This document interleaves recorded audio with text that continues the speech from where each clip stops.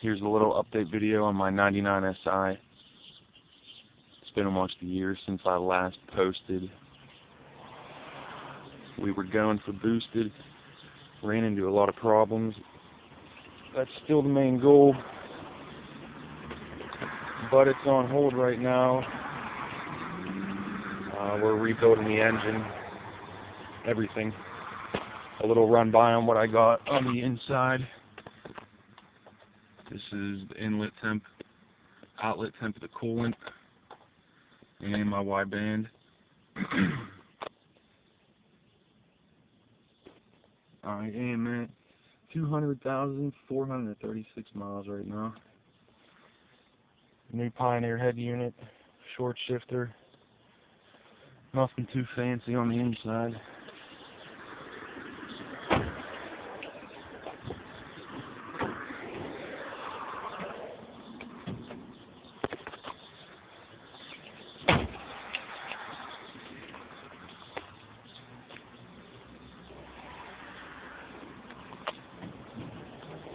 So our ultimate goal being boost, whether it be a turbo or a supercharger. I haven't decided yet. Money's going to be a big issue. If we do go supercharger, we're probably going to go with a positive displacement Jackson Racing supercharger, and if we go turbo, TO40 Turbonetics turbo or a Garrett. Still haven't decided. Ran into a bunch of electrical issues with the starter and the alternator. They weren't working together. They kept fighting each other.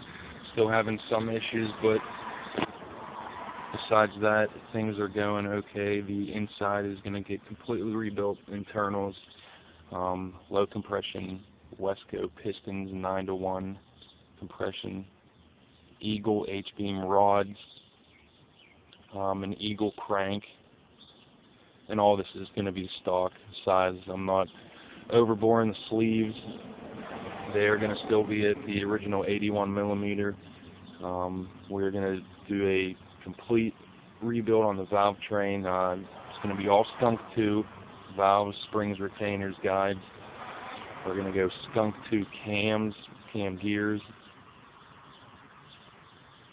So there's still a lot to be done.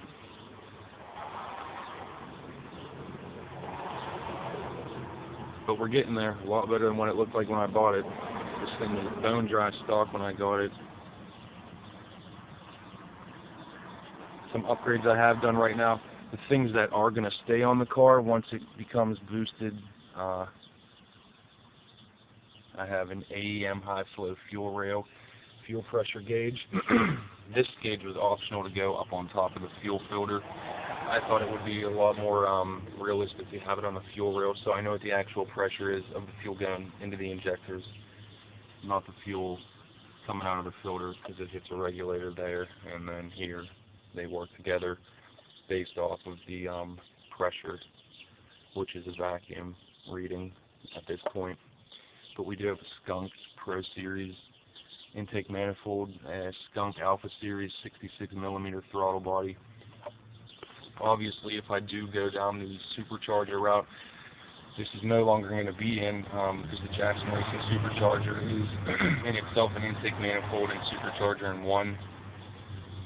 We will still have the AEM high flow fuel rail injector, dynamic 1000cc injectors. Will be in. Right now the stock ones are in. I think they're 270, give or take. I'm not sure. Brand new alternator, brand new battery, fuel filter. We are replacing that. We've got a brand new distributor, Megan Racing 4-1 header, 2.5-inch outlet with a 2.5-inch Megan Racing catback exhaust all the way to the back. Mishimoto dual core racing radiator. This is the outlet temp for the water gauge inside, and that's the inlet temp. Those are the sending units. They're just, sensors that go in. It's pretty basic. Internally, all I have upgraded right now is ARP head studs. Torque to 80 foot-pounds is what they specify. And a new head gasket. We are going to keep it a B16A2 genuine. I was going to opt out and go with an LSV tech of B18 bottom and B16 head, but we're going to keep it B16A2, just how it is. A couple little accessory upgrades, I guess you could call them. We got a Skunk 2 VTEC solenoid housing. You can see it right there. And then the solenoid cap. Just makes it look nice. Brand new spark plug wires, spark plugs, NGK. When we do end up going boosted, we are going to have to raise the spark plugs, the ones that run colder, obviously to help with all the heat that's going to be created. Only going to be running 8 to 12 pounds. With a setup like this, 8 pounds is plenty. You know, get us up to around 400, and with a car as light as this, 400 is a ridiculous amount of horsepower for how light this body is and how much it can handle. There was a bunch of junk wires all ran through everywhere. I had a bunch of comments of how it looked sloppy and whatnot, and yet it, you know, things were in a rush. I wanted the gauges on just so I had them. I took the time, rewired everything.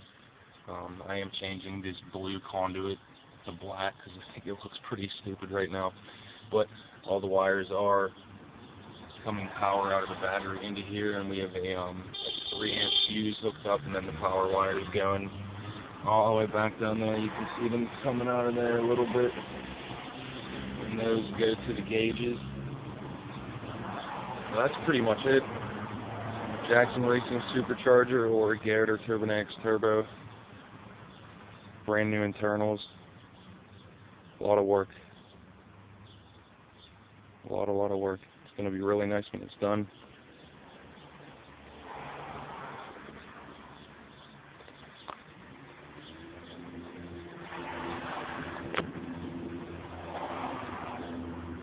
I am from Pittsburgh, Pennsylvania.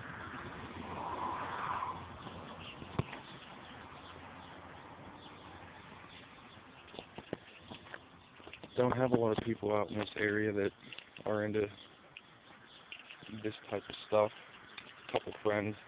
You know, we mainly stick together. I got a buddy of mine who is certified with the Honda and dyno tuning and all that, and we got a dyno, so it's like we're a little clan together out here. It's pretty cool though.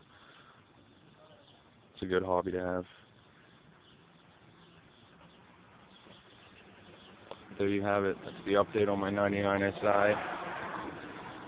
In case anybody had been wondering why the absence of videos, here's a new one for you. Yeah, and I'll keep it regular from here on out as we get it boosted.